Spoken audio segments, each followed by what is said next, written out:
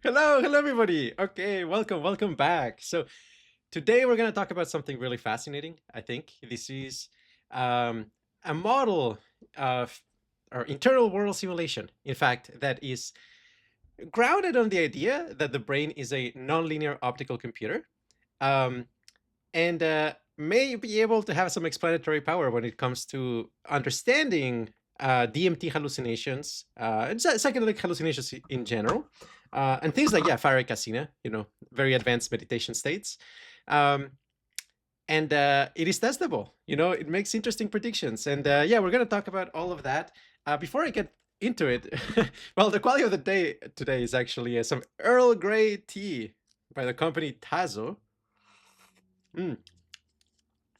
Here's the thing, Earl Grey is fascinating because it is black tea with a bergamot and other spices. And bergamot is very high concentrations of linalool and linalyl acetate. I love those two compounds, and they're fascinating to mix in other things. And they're mildly relaxing. So, in fact, I suspect that a lot of people who are Earl Grey lovers, actually, maybe it's because they're like subtly being reinforced by the subtle relaxing effects of linalool and linalyl acetate, which I think would be perfectly testable. You could remove those two compounds. Rather than decaffeinated tea would be kind of d-linalool and d-linalyl acetated tea.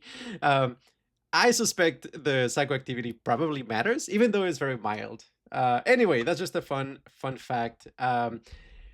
I like it. I like it. I'm a big fan of Earl Grey. Fantastic tea overall. Let's get on to it. So, the first thing actually I want to do is announce that we are hosting a retreat called Qualius with the help of an amazing organization called Alius, which is to research non-ordinary states of consciousness and essentially expand, the scope of scientific inquiry to include, all exotic states of consciousness and taking them seriously. So we're collaborating with them on what's called a satellite event of the ASSC, which is the Association for the Scientific Study of Consciousness, which is going to be a conference in Greece happening in July. Our retreat happens right after it and is from July 10th to July 14th. It's going to be really a blast, because there's going to be a bunch of people from QRI, the Qualia Research Institute, where I work, as you probably know. And we're going to essentially, bring together kind of like academic ways of studying exotic states of consciousness and like the leading edge of what is published today, having to do with, like really sophisticated neuroimaging of altered states of consciousness, and the huge data set of people's responses to questionnaires as a function of them, which is something that Timo specializes on. He's one of the persons contributing to these. Timo Torsten and Cyril Costines, they're going to be essentially holding that track, which is what is the cutting edge in academia. But also we're going to have like VR essentially replication work, like a bunch of stuff that people in our circles, people I know, people who are going to be participating in this retreat, they've been working on to essentially replicate and induce really powerful exotic states of consciousness in VR. And I have tried this, I have demoed this. It is really powerful and game changing. So I think you will find it really, really cool. The people involved there, George Fesher, who actually he suggested doing this satellite event. So many thanks to him. And that track is going to be also by Keisuke Shizuki and Powell Motikia. We're also going to have like an experiential track with breath work and meditation, and like figuring out how to actually represent that in a rigorous way. And then the QRI track, which essentially we're going to be showcasing all of the research we've been doing under the hood for the last several years, and some empirical results, but above all, kind of like being able to bring people up to speed on the conceptual frameworks that have allowed us to do all of the progress that we have been able to do over the last few years.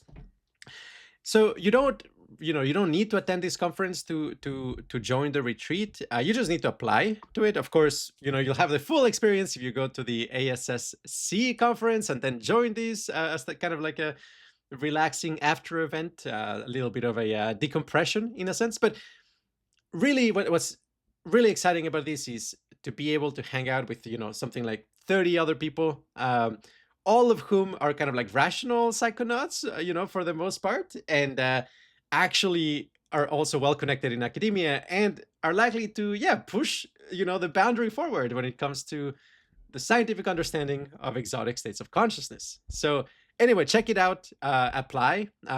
Should be really fascinating. Okay, so now on to the topic of the day, which is cell animation as a key metaphor to model DMT hallucinations. So this is in the context of BAN-LOC, which is the brain as a nonlinear optical computer.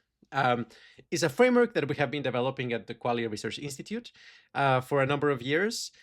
And it goes as follows. I mean, it's the idea that, the brain is not just a digital computer. It is not just a bunch of neurons connected to each other, instantiating something like a backpropagation learning algorithm. A lot of people have argued, in fact, that backpropagation is not happening in the brain for a whole number of reasons, including Geoffrey Hinton, pioneer in AI. Instead he proposes something he calls forward learning algorithms, which might be more neurologically realistic. There's also adaptive resonance theory by Steven Grossberg, which is, I think, like a more plausible way by which the brain actually learns. But the point is, there's more to the brain than just a classical neural network. In fact, you could think of the brain as having, in some sense, like a field-based, like analog computing substrate that is being coordinated with, used as reservoir computing by a classical neural network. I think like that frame is more promising. So there's this thing called the local field potentials, which is essentially electric oscillations, microscopic electric oscillations in populations of neurons. Maybe in a patch of neurons of about like 10,000 neurons or something like that. The population average level of activity is modulating the electric potential, and that's going up and down. And there's a substantial research that suggests that actually is the state of the field that the neurons are modulating that contains the conscious information. And I think that is much closer to phenomenology as well, right? Like your experience is kind of this integrated field of sensations rather than, something pixelated. There's no such thing as mind dust because it actually is aggregated into a unified, bound moment of experience for you to actually experience the information all at once. So thinking of your consciousness as actually kind of like a field or a pocket within a field with boundaries makes a lot more sense than thinking of it as, just kind of like an emergent information processing artifact of a bunch of classical neurons. The brain as a nonlinear optical computer paradigm is effectively saying that, hey, it's kind of like two layers to the brain. There is the neural network layer, which maybe is relatively slow. And then there is the field, based, layer of the brain, which is actually nearly instantaneous, from the point of view of the neurons. You're actually just kind of like holding the state of the field, which effectively propagates at the speed of light. Of course, most of the computations cannot be done at the speed of light or anywhere close because, you're not going to be able to constrain it in the right way with the proper feedback. However, there's something like a emergent metronome, and there's a lot of emergent metronomes in the nervous system. Some of those are like 100 hertz, some of those at approximately 1,000 hertz, and some of those at like 10 hertz, the wide range of orders of magnitude. One of those metronomes, for example, may have a lot to do with coordinating the signals so that the neural network can update the field in a fairly kind of discrete stepwise fashion. But then the field, it will be doing something. The field is actually computationally significant. The thing that it is doing to a first approximation is minimizing its energy. And that's a function of the universe. It's not programmed in. It's just like something that happens because of physics. So the field configuration is minimizing its energy, and in the process of doing that, it is processing information. Okay, so I want to say this has a good analogy with a game called laser chess. The analogy is going to make sense in a second. So first of all, what is laser chess? So laser chess is chess, essentially, that comes with a laser, so that you can use the laser to distract the other person when you play. No, I'm joking. That's not what laser chess is about. What laser chess is about is you have these pieces. They're fun pieces, like a mirror piece, a beam splitter piece, for example, is one that like the light both goes through, but also it reflects in one side, a beam splitter, double-sided mirror, as they call it sometimes. You also have like beam absorbers, and then you have like something like a beam emitter. And the idea is that, you move a piece, and all of these pieces have kind of these like optical elements, and then you shine the laser. And then the laser will be, like reflecting or splitting or getting absorbed in the board. And if it actually hits the king of the other player, then you win. It is kind of like death by laser as opposed to death by being impaled or something like that by the enemy. The point is, yeah, there's like a special piece. I guess in the case of commercially available laser chess sets, like the game Ket, Khet, it's actually a pharaoh, and I don't want to over-index on the westernized version of a leader. We could even say like an earl. Okay, you're hitting the earl, which apparently etymologically means leader. So you hit the earl with a laser, and then you win.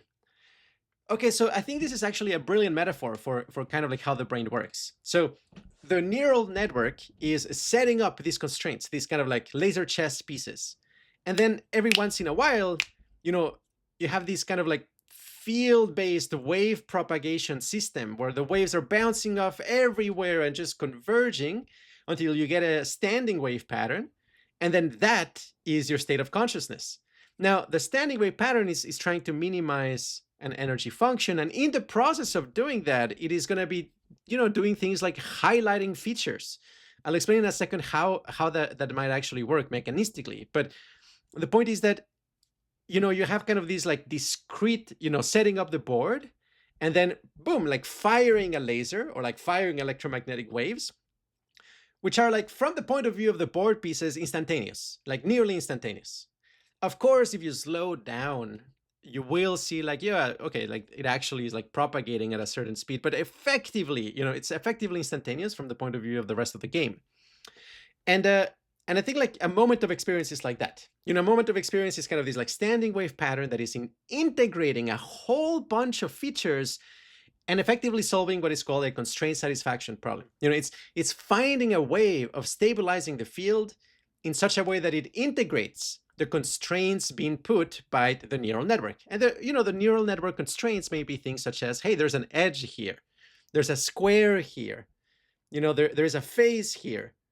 And sometimes like when you get like, you see something that doesn't make sense, like, well, either it is like one of these like magic eye, kind of games, or, like something like, one of those like AI generated images that really make no sense on purpose. Is like just a bunch of textures, what neuroscientists like to call stuff rather than things.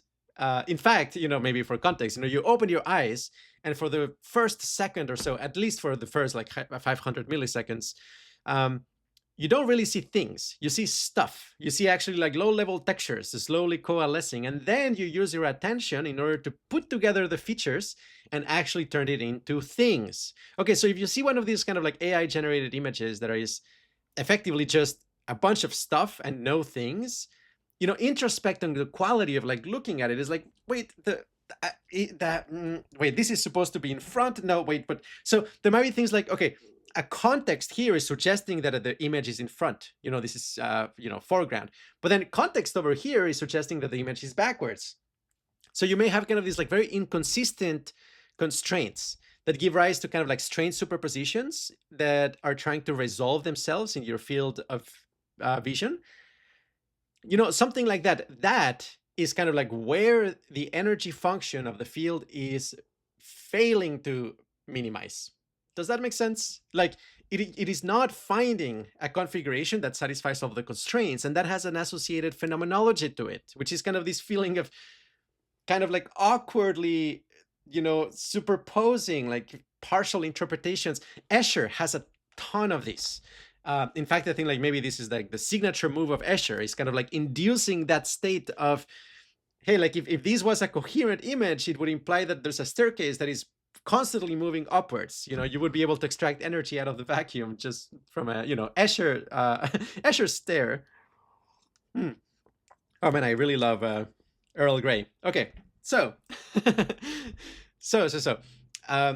you've got to kill the Earl, and to do so, you've got to reason how the laser will essentially create a standing wave pattern on the chessboard. This is difficult to do. Now, in laser chess proper, or like one of those commercially available, games for this, it's actually designed in such a way that it's not that hard. I'll give you an example. So what happens is that the pieces and how they design them, effectively only come at certain angles, for example. Well, and also the laser can only be shown, can only be like fired from at 90-degree angles. It has to respect the grid, the grain, of the laser chess. So, typically there's going to be something like, okay, if this is a laser and you shine the laser, you fire the laser to a beam splitter, part of it is going to continue going, and then part of it is going to reflect at 90-degree angles. Again, but this is by design, you see? So effectively, because of the way it is designed, and, with the other pieces, it may kind of like walk around and eventually gets like stuck in a loop, for example. Because of the way in which it is designed, you can actually reason, with your human mind about how the laser is going to move. How is it going to spread in the board? And you can do this in a fairly like serial fashion. In fact, you can almost kind of like think of the laser as like another traditional piece, something like a rook, except that, it can bounce off, it goes through mirrors and things like that. Well, what I want to suggest is that normal everyday states of consciousness are like that like the chess pieces of the laser chess board of our internal world simulation are effectively selected in such a way that they click together, and the angles are 90 degree or 45 degrees. There's nothing too exotic where, for example, the light might risk escaping and creating strange interference patterns, or go through polarized lenses and weird things like that. However, okay, you take some LSD and all of a sudden, yeah, you remember that kind of like Escher staircase, kind of like, oh, I'm failing to satisfy all the constraints at once.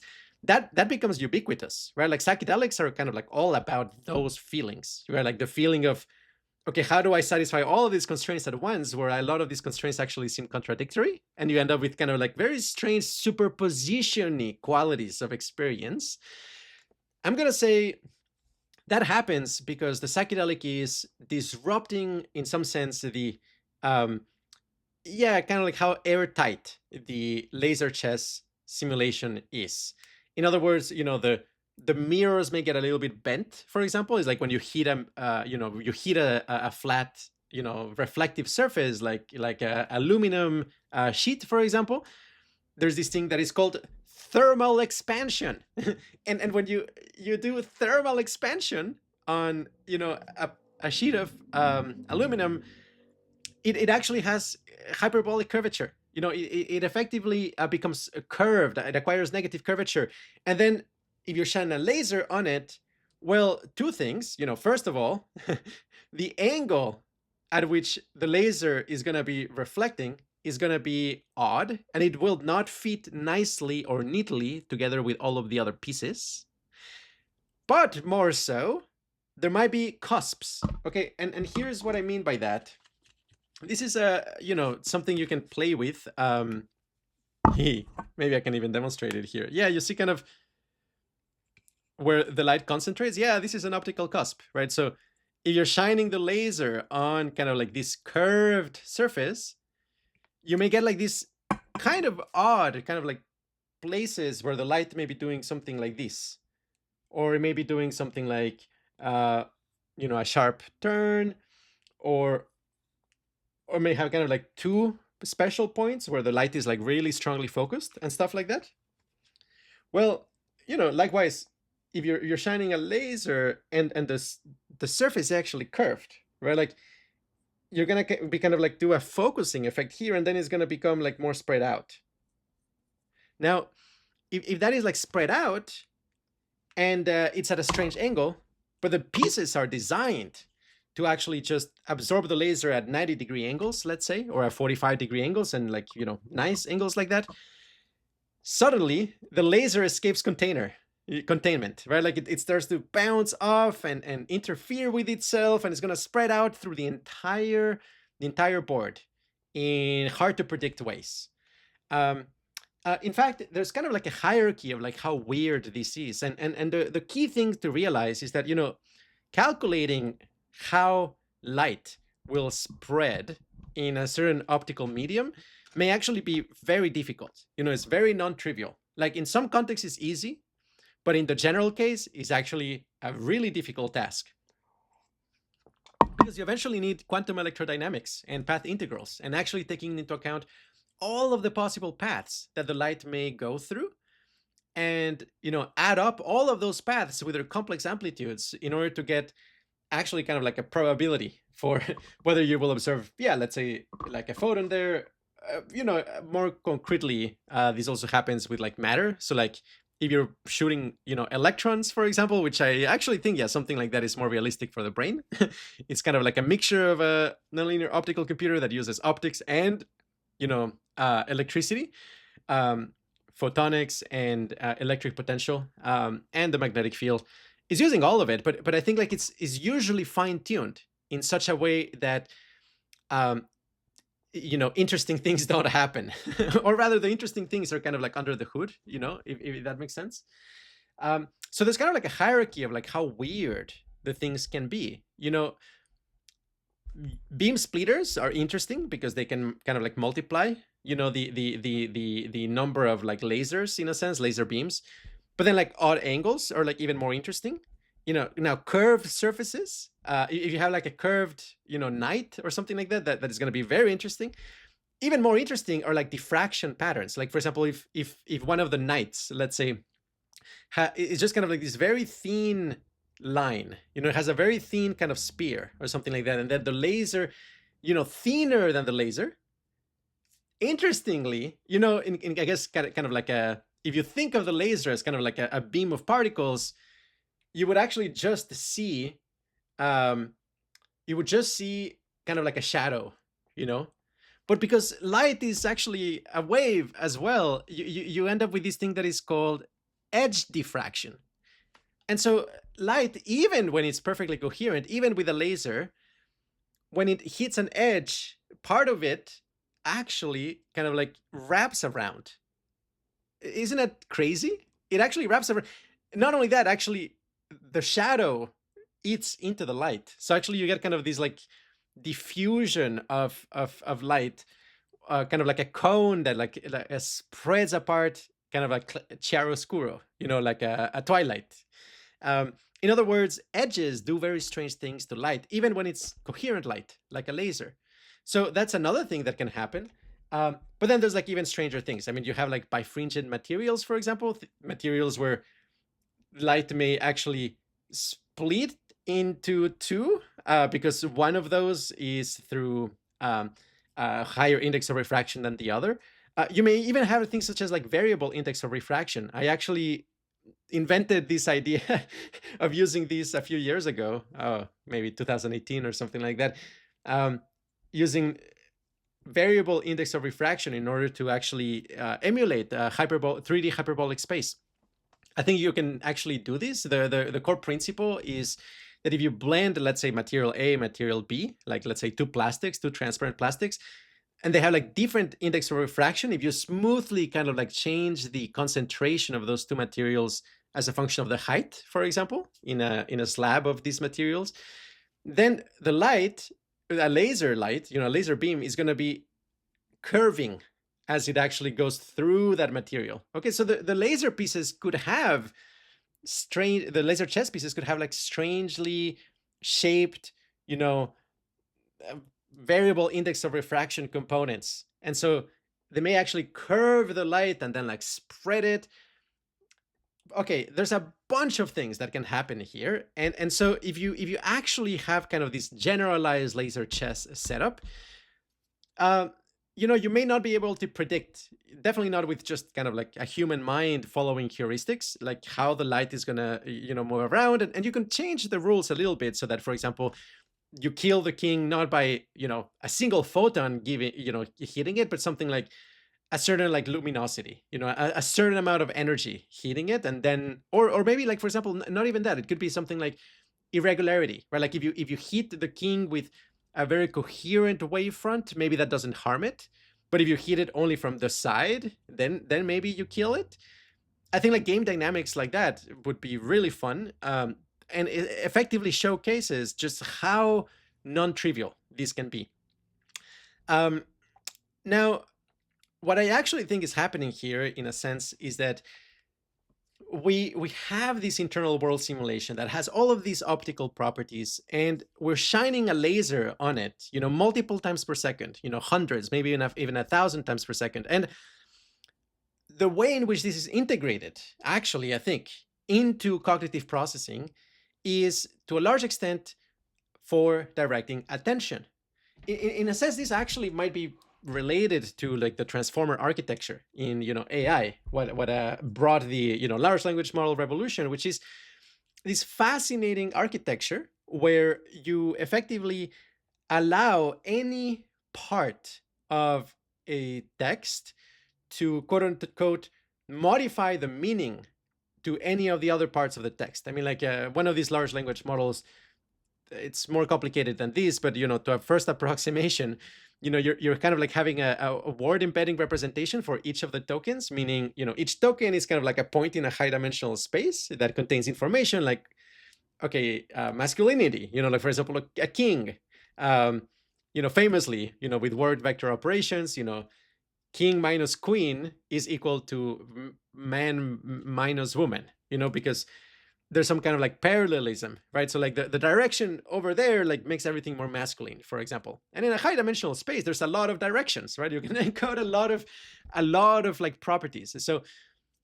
in a large language model, if you say something like, hey, here is Sparky, and he's a man, like it will learn to pay attention to the word man in order to modify the meaning of Sparky. And it might transform the word vector into kind of like the more masculine version of it.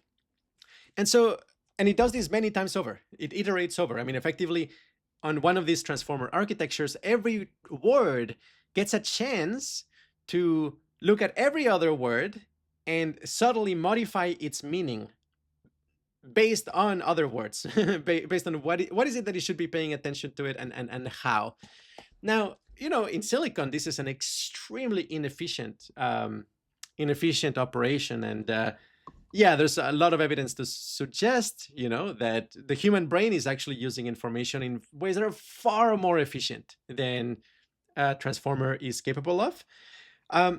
But the core idea, the core algorithm of, hey, like there are kind of these high dimensional representations of things that are getting updated as a function of each other, because there's an all-to-all relationship. Everything can pay attention to everything else. That, I think, is actually happening in the world simulation of you and I. And effectively, I think this is where kind of like the laser chess metaphor becomes very relevant, in that you're setting up all of these pieces, and then you fire the laser, and then the light is kind of like bouncing around everywhere, and in some cases it's going to be concentrating. And I think where it concentrates is because a lot of these, components are kind of tuned towards that region. I mean, essentially, it's kind of like a fun house mirror or a fun mirror house, something like that, where like there might be a lot of light that is effectively getting concentrating and focused in a particular region. I think that's happening. I mean, I think like a lot of like meditation moves, for example, like hey, like concentrate your attention at the center of your vision, as an example, or spread your attention, evenly throughout your energy body, and things like that. They are effectively kind of like fine tuning the position and the angles and the optical properties of the laser chess pieces of your world simulation, so that the light all concentrates or spreads out uniformly, or what's most common is it concentrates on the regions that are the most promising to disambiguate the meaning of everything else. And you effectively have this all-to-all relationship of every element in the world simulation is capable of modifying the meaning of every other element in the world simulation. In fact, this also is very related to Indra's net. Indra's net says that the universe is kind of this like, series of droplets of water, where like the actual picture that arises, it requires some kind of like infinite recursion, because every droplet has an image of every other droplet, including the images of the droplets that are inside the surface, or being reflected in the surface of each of the other droplets. And so you get kind of these like infinite, hyperbolic mirror house when you have a bunch of droplets and you take seriously their reflections. I mean, of course, it doesn't truly go infinitely because, size limitations and the diffraction limit and stuff like that, but it can go pretty deep. And what I'm suggesting here is that the quality of your world simulation, like what is it like to be you right now, it's actually this like stable attractor, this stable state. Once the light has bounced off everywhere and like every feature of your world simulation has had a chance to inform the meaning of every other feature of your world simulation. And I think this massive field-based parallelism is actually one of the core reasons why, the brain is so efficiently using data. Okay, there's a couple more things. I mean, like a couple more things I want to mention here, which is that I suspect, our self-representation has something to do with agglutinated somatic sensations with which we identify, where effectively the laser chess of your world simulation is set up so that you're constantly paying attention to those components, like the sense of embodiment in your chest or your face, for example. I think like the sense of self usually involves kind of these fragmentary moments of facial information that actually contain affective information to update the system, like, hey, how you're doing. The sense of self, I mean, I don't want to trivialize it, because I think like the sense of self is like this fantastic, computational discovery in a sense that really effectively helps a lot the organism. And I do think that fourth path, people who are enlightened by classical standards, who don't have a standard sense of self, their life is better from a hedonic standpoint and from information processing efficiency standpoint. However, you need a lot of fine tuning for that. You don't get it for free. It's more kind of like finding a needle in a haystack, because you've been doing a lot of search. I mean, like effectively think about it this way, that like when you're doing a lot of meditation, you're slowly fine-tuning the pieces of your world simulation in such a way that you tend to orbit more states of high coherence, where the light is like evenly spread out. But then not only that, you're also learning to have like the light more spread out and learning to be functional, which takes time. And it takes a lot of fine-tuning for all of these, elements to be able to abide in that state in a functional way.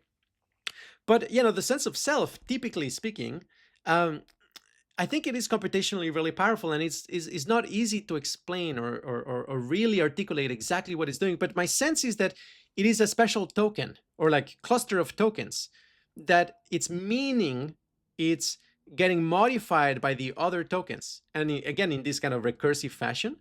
So a lot of information processing for a human has to do with, okay, there's a given situation that is presented. How does this impact my sense of self? And so it's kind of like, your sense of self is one of the tokens, that has this high dimensional vector, and that high dimensional vector includes things such as like affective information, how good or bad you're feeling, what is your disposition towards something. And then based on the context, the features of the scene are going to be modifying your sense of self. Now, yeah, somebody who's enlightened, they don't do that anymore, right? Like, but that means that the whole system needs to figure out a different way to orient itself to be able to essentially update on a kind of like global how good or bad are you doing, on a given moment in time. But to a first approximation, I'm going to say that the sense of self, it is kind of like the king in the laser chess metaphor. Why? Because we're constantly trying to protect it. And yeah, like if the circumstances are such that you're predicting that your sense of self is going to get hurt. And I don't mean this only, in the physical sense of like, hey, like your body is going to be, hurt by an accident or something like that. But, your sense of self can also be hurt socially. Like you may experience kind of like a downgrade in your social standing in a community, and that will hurt. When we predict that the sense of self is going to get hurt, the whole system, releases dissonant patterns. It makes you feel bad. It causes like negative valence. So I think that there is a reasonable metaphor here where the lasers, if they kind of like get hyper concentrated in your sense of self, like that hurts. Now, yeah, somebody who's enlightened is almost as if they don't have a king anymore. They don't have an earl. They don't have an earl in their laser chess. Which, yeah, makes them, there might be some computational deficits, but on the whole, I think like makes them more resilient. And probably there's like fewer ways to kind of hack them or jailbreak them, so to speak. Okay. Anyway, that's a lot. Now I just want to get into kind of like the most juicy component here. Well, I think there's a lot of really, really intelligent processing that is happening in kind of this like laser chess conception of your world simulation. One of those is you can actually do like analog Fourier transforms with a trick using lenses and optics. You can actually like filter the high frequencies or filter the low frequencies. It's really stunning that this is like possible at all, but like it really seems to be the case. I'm showing you. I'll show you in a second. It's also in the article.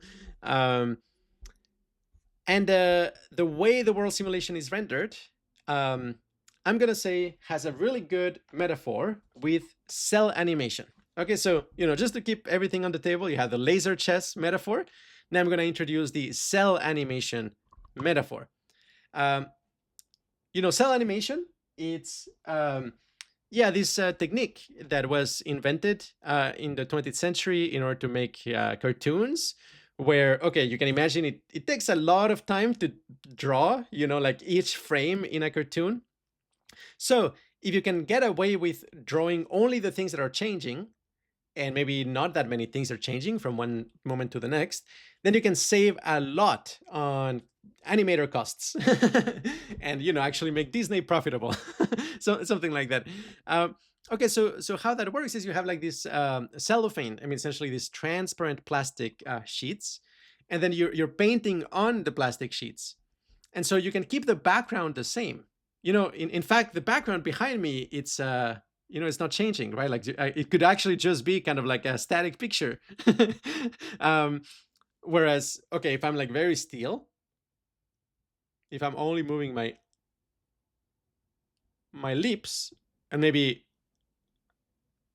I get surprised all of a sudden, yeah, maybe you only need to change these parts, so you can get away with like big semantic changes in the scene, like, the classic, okay, you see like a little droplet of sweat in an anime character appear. So cheap, you get like emotional expressivity for so cheap. But here's the other thing. The way in which kind of like cell animation is constructed is like specifically for humans, it's like it is going to be emphasizing changes in things that are semantically relevant for a human.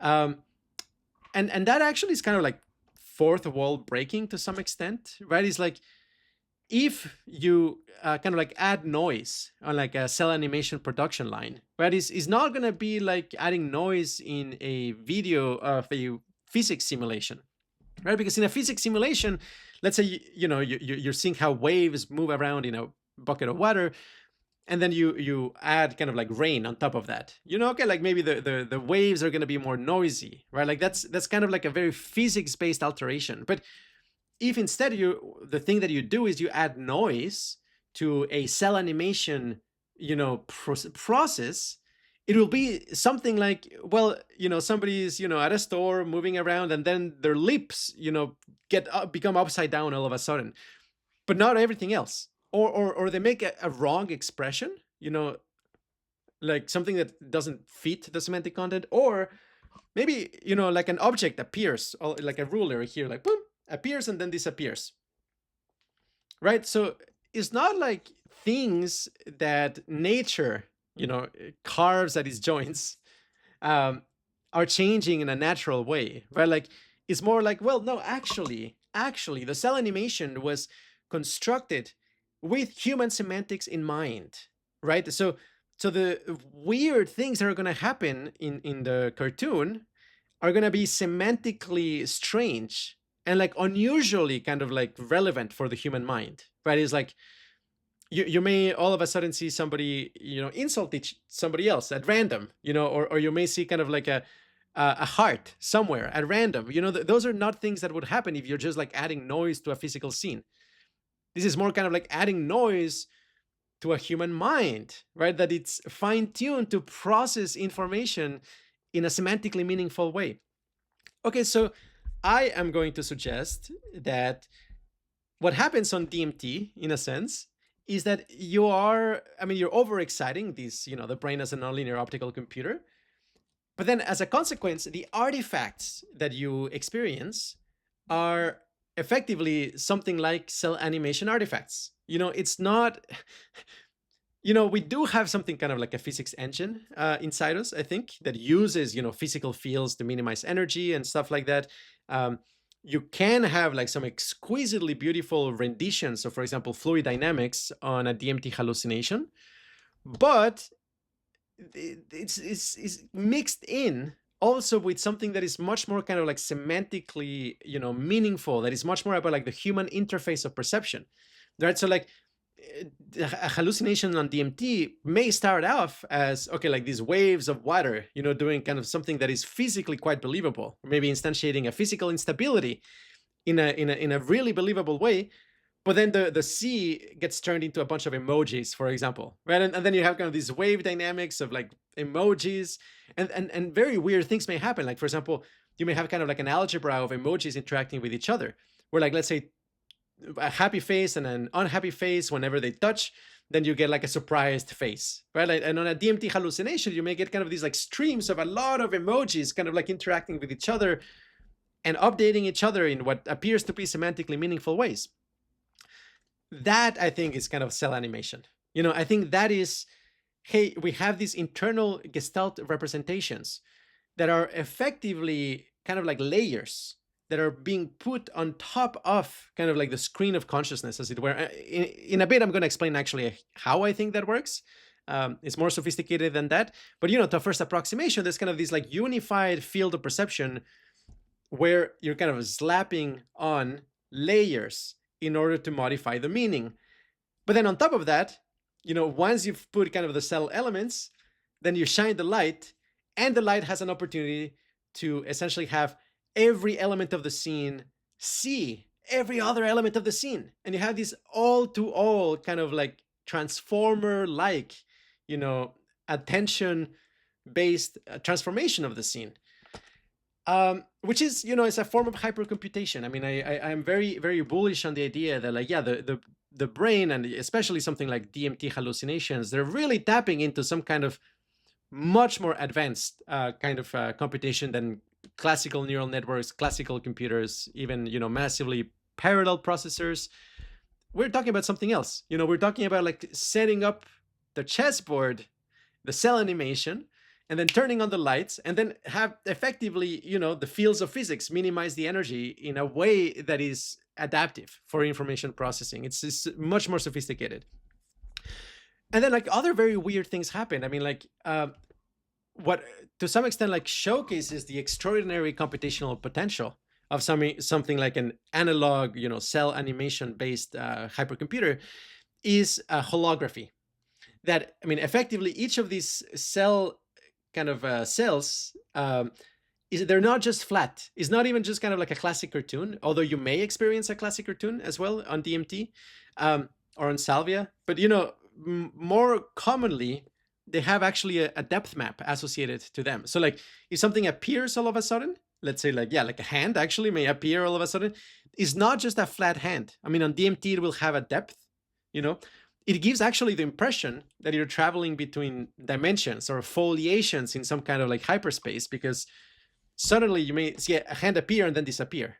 That's very common on DMT, like things appearing and disappearing. It gives you the impression that you're kind of like a flatland character and you're kind of like moving across layers. And so, okay, suddenly there's a hand in this layer and then there isn't.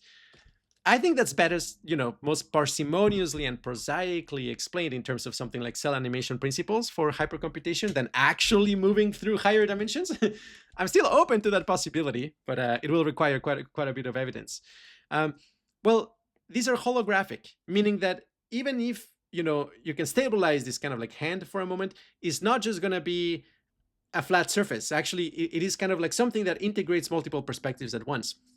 That, by the way, I think is one of the key kind of like hypercomputational properties of our world simulation. That our world simulation works effectively by generating holograms, which are kind of like fragments of a scene that integrate several perspectives at once. And then us stitching together those holograms in order to create a scene that is actually consistent and coherent across the board. And, the computational potential here is enormous because each of these holograms effectively encodes a particular perspective, you see? And one of the things that happens on psychedelics, I think, is that you end up having kind of like this inconsistent set of perspective, inconsistent points of view, something that we call point of view fragmentation, where there's just kind of like a whole bunch of different points of view, but there's actually no kind of like unifying point of view from which all of those make sense. It kind of like briefly relaxes the constraint satisfaction necessities or constraints of the system. And you can have a superposition of multiple perspectives. But then on top of that, there's something even more general that is happening, which is that the cells can actually reference each other. So you may end up, for example, hallucinating a window, a window that what it has is a perspective of like the scene that is happening on your left, let's say, but from above, right? So you may have like this very, very fascinating configuration where you can see a scene from two points of view at once, as if you could like split your spirit, or you had kind of like a camera over here and you were like, shining with a teleprompter transparency in order to create a superposition of otherwise incoherent perspectives.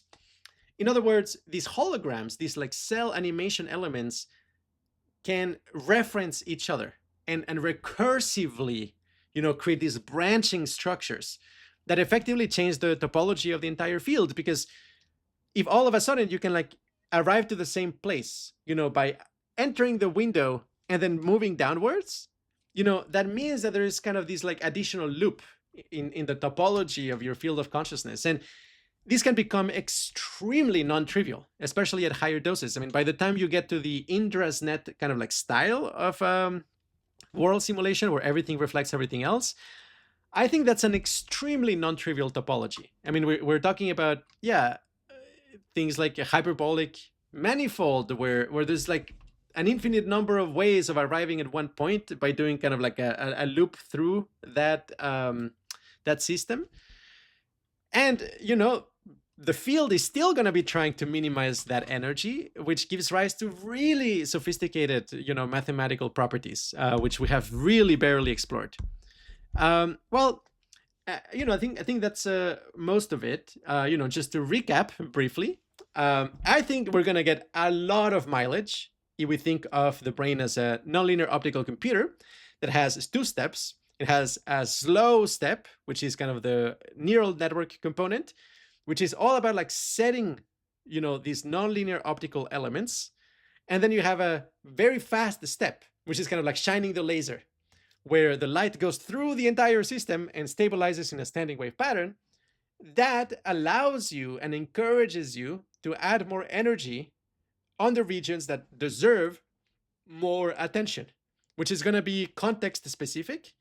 And this allows you a all-to-all interaction, where like you're not just kind of seeing like, oh, how does this part interact with this part? How does this part interact with this part? You're seeing how every part interacts with every other part, because you're tapping into the path integral nature of physics. You're actually allowing the light and the electrons to go through every possible path in superposition.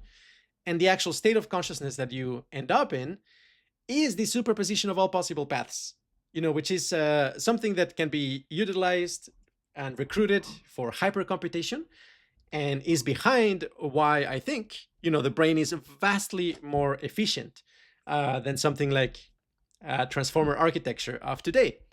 And then, more so, on exotic states of consciousness, these cell animations types can reference each other. They're holographic, recursive, and they may have like actually non-trivial optical properties. Actually, this is one thing I prepared to show you, which is, okay, we have like two polarized lenses, polarized filters. Here the light is only able to go, polarized light in this direction, and here is polarized light in this direction. And so, of course, yeah, if you're blocking all the light in this direction, and then you have another block for light in this direction, then light doesn't go through, right? And logically, this shouldn't change, if you put like a third filter. Well, it's obviously not happening in the back, in the front, but, and this is a uniquely quantum mechanical effect, if you put the filter in between. Let me show you. Whew, there you go. Yes. You see, I can actually enable transparency here. How is this possible? Well, I'm going to suggest that a lot of the really exotic stuff that you experience on DMT, with the kind of gestalts interacting in these very, very exotic ways, superpositions, infinite mirrors, invisibility cloaks, conditional invisibility, where like something is invisible only next to something else, but not away from it. Yeah, I think those are based off of like very, very non-trivial optical properties of the system. Things like, yeah, polarized lenses interacting with one another, collapsing polarized lenses. Okay, yeah, I think like the last thing I will mention is that, yes, this is very speculative, but it is grounded on a lot of phenomenology and a lot of thinking, and it is ultimately testable. And I suspect at the implementation level, it may be the case that what is underlying kind of this nonlinear optical computer setup is something like actual microtubules. I mean, even a cell membrane is a liquid crystal in its behavior. And people are finding out every day more and more roles that liquid crystals play in biology.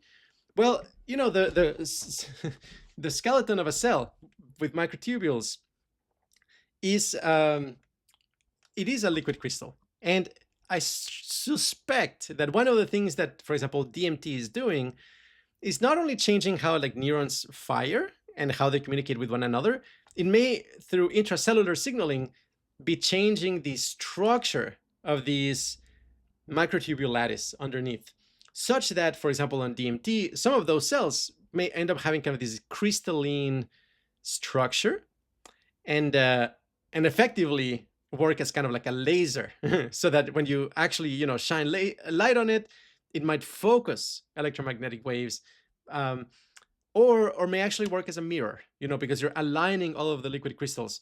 So you may kind of like go from like, hey, this is like somewhat opaque, to like, hey, completely opaque, or now it works like as a reflector, or a beam splitter or like optical fiber.